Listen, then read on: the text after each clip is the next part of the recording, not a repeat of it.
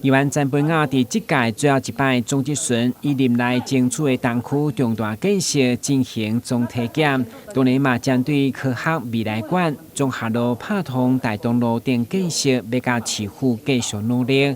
其中嘛，积极争取日本安藤忠雄建筑师来台南规划儿童图书馆，就伫东区来进驻议案。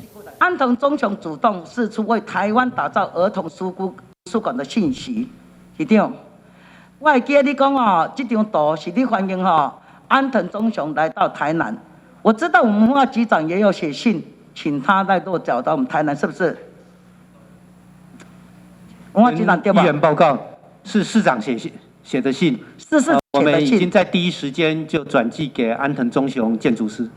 这样子，他也乐观，也想到我们台南市的建筑吗？所以我们都还一直在跟安藤忠雄事务所那边来联系一些细节的事情。好，你请坐，市长。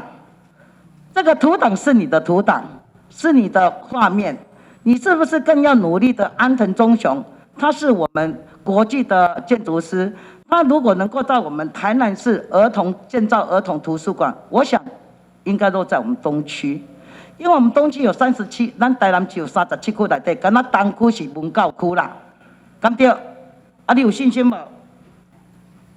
有信心，有没有信心让我们安藤忠雄带台南建筑我们儿童图书馆？我一定要努力来争取安藤忠雄先生为台南设计一个儿童图书馆。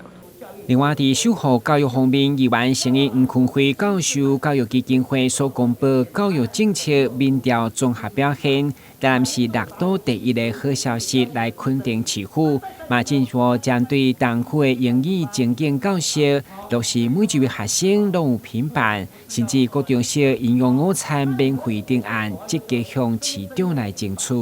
台南新闻，郭文吉、林根采访报道。